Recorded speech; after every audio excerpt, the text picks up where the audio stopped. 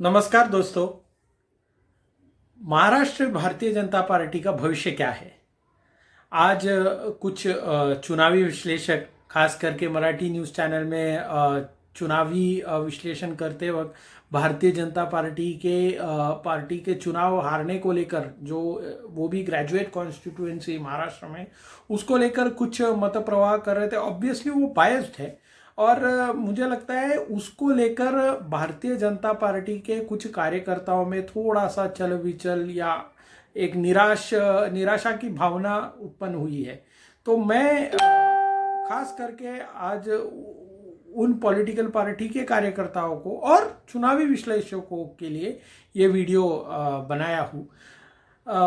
मुझे ऐसा लगता है कि चुनाव हारना जीतना ये एक प्रक्रिया होती है और उस चुनाव को हारने जीतने को लेकर किस तरह से देखना चाहिए, हर पॉलिटिकल पार्टी का अपना विचार होता है या अपना उसको लेकर एक भूमिका होती है। लेकिन पॉलिटिकल पार्टी के समर्थक इसको किस तरह देखते हैं वो भी बहुत महत्व भूमिका निभाती है उनके मनोबल पे। तो आज जो हुआ उसमें भारतीय जनता पार्टी के महाराष्ट्र के कार्यकर्ताओं को निराश करने वाली नतीजा है। हालांकि उतना कोई बड़ा पब्लिक ओपिनियन के हिसाब से तो ये चुनाव को नहीं देखा जाना चाहिए, लेकिन एक उम्मीद थी कि भारतीय जनता पार्टी अच्छा परफॉर्म करेगी और उनके जो गढ़ माने जाते हैं नागपुर, वहाँ पे कुछ अनपेक्षित रिजल्ट्स आई है और उसके लिए पार्टी आत्मचिंतन करेगी। देखो, चुनाव के नतीजों में हार जीत स्वाभाविक होता है और उसको लेकर जिस तरह से पार्टी आत्मचिंतन करती है, कोई भी पॉलिटिकल पार्टी है, वो बहुत मायने रखता है।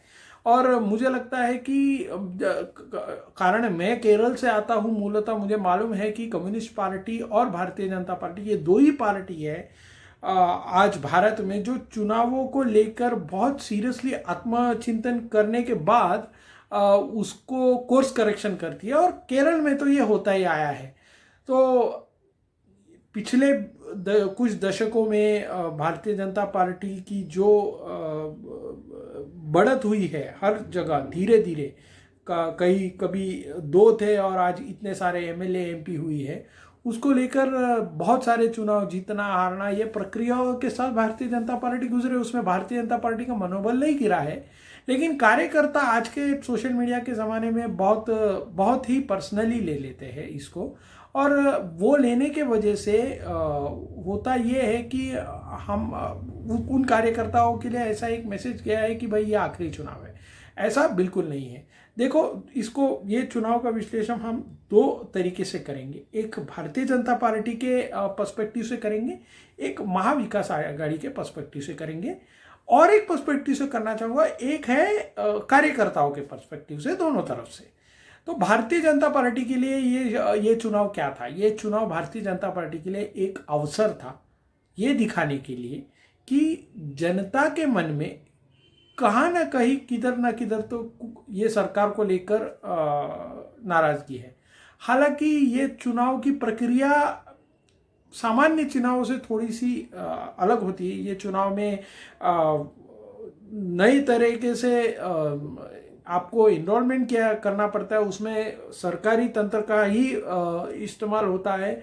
सरकार तय करती है किसको एनरोल करना है नहीं करना है। कैंडिडेट की भी भूमिका होती है कि किसको एनरोल करना है नहीं करना है। दूसरा, नेटवर्क का एक ये होता है कि कैंडिडेट का अपना नेटवर्क होता है, पैसा होता है, बहुत सारा चीज़ें होता है।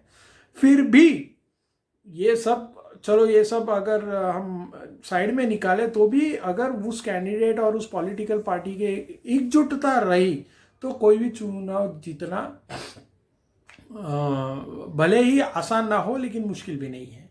तो ये सारे इसको लेकर भारतीय जनता पार्टी में थोड़ी सी निराशा है कि हम चुनाव जीत नहीं पाए ग्रेजुएट कॉन्स्टिट्यूएंसी इलेक्शंस के। अभी इसमें हम भारतीय जनता पार्टी को अभी क्या सीखना चाहिए कि कैंडिडेट सिलेक्शन में जो गलतियां हुई उसको सुधारना चाहिए थी। तैयारी एक साल से जो विरोधियों ने किया था उस तैयारी को लेकर हमने सीरियसली नहीं किया। कास्ट फैक्टर का मुझे इतना, अभी मैं उसके ऊपर जाऊंगा नहीं कास्ट फैक्टर का, लेकिन caste factor definitely had a role to play. उससे भी ज़्यादा whatever had the role to play was the underestimation of Maha Vikas Aghadi का यूनिटी। सो महाविकास आघाड़ी का यूनिटी बीजेपी ने अंडर एस्टिमेट किया और उसी का नतीजा बीजेपी को भुगतना पड़ा। तो ये 3-4 मुद्दे तो है ही, लेकिन अभी इसको हम लोग महाविकास आघाड़ी के नज़र से देखेंगे। महाविकास आघाड़ी ने जहाँ जहाँ चुनाव लड़ी वहाँ पे उन्होंने एकजुट से काम किया, बहुत तैयारी की, प्रचार किया, शासन का प्रशासन का वापर किया, किसको एनरोल करना है किसको नहीं एनरोल करना है इसका वगैरह यूज़ मिसयूज सब किया, और वो हर राज्य सरकार करती है, उसमें कोई नई बात नहीं है और ये हर जगह होता है। तो ये सब करके उन्होंने चुनाव जीता। लेकिन इम्पॉर्टेंट बात यह है कि उनकी एकजुटता, 3 पार्टियां मिला के चुनाव जीती, 3 पार्टियों ने एक साथ दिया, क्योंकि अगर ये चुनाव हारते तो ये सरकार गिरने का चांसेस सबसे ज़्यादा था। और ये आज उनके मंत्री अब्दुल सत्तार का एक बयान से क्लियर है कि महाविकास आघाड़ी भारतीय जनता पार्टी का ऑपरेशन कमल फेल हो गया करके। सो कहीं ना कहीं उनको भी मालूम था कि ये चुनाव अगर हार गए तो एक मैसेज जाएगा, एक संदेश जाएगा कि लोग नाराज हैं और एमएलएज में थोड़ा सा एक चल बिचल हो जाती। तो ये एक था। लेकिन क्या सरकार सच में गिरती?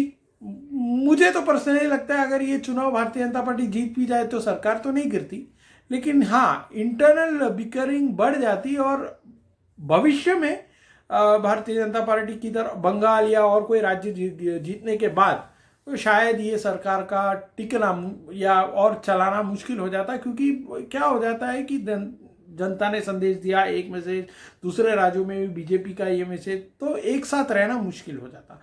फिलहाल इन्होंने वो एक इंटरनल बिकरिंग जो है उसको शांत किया है या बोल सकते हैं उसको दबा दिया है। तो ये सब हुआ। तीसरा एक पर्सपेक्टिव है कार्यकर्ताओं का।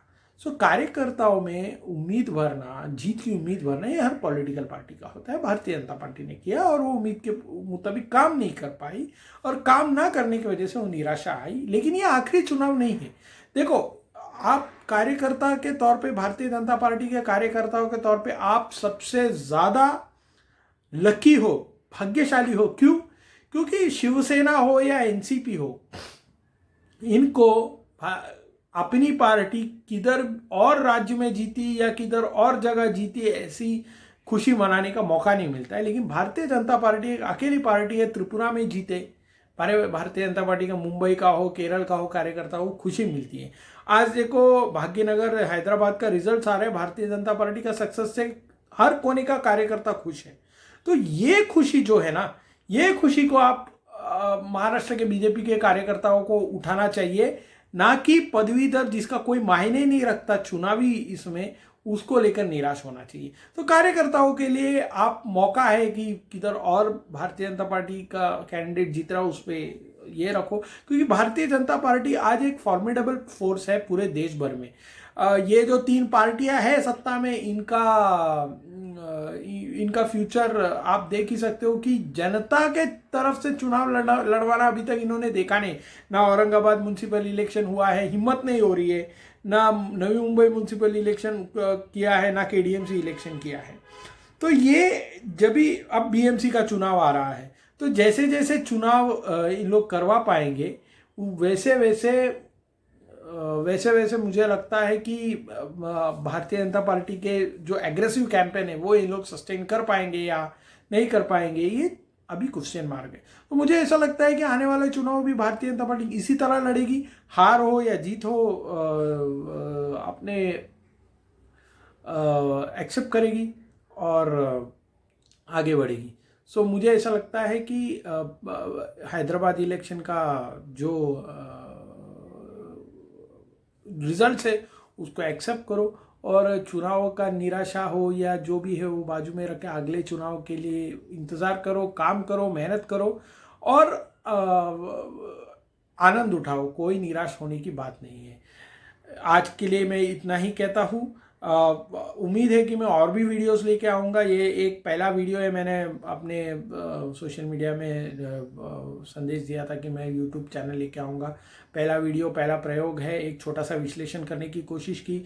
मैं और भी विश्लेषण करूँगा, बहुत कुछ कहना चाहता हूँ आप लोगों से, लेकिन फ़िलहाल मैं ज़्यादा बोर नहीं करूँगा और उम्मीद है कि ये वीडियो आप लोगों को पसंद आएगा, क्योंकि ये छोटा सा एक मेरे तरफ से संदेश है। मैं कोई बहुत बड़ा यूट्यूबर या ऐसा कोई नहीं हूँ, एक छोटा सा वीडियो बना के डालने की कोशिश की है। पसंद आए तो लाइक करें, शेयर करें और सब्सक्राइब करें। इतना कहकर मैं अपना वाणी को विराम देता हूँ। जय हिंद।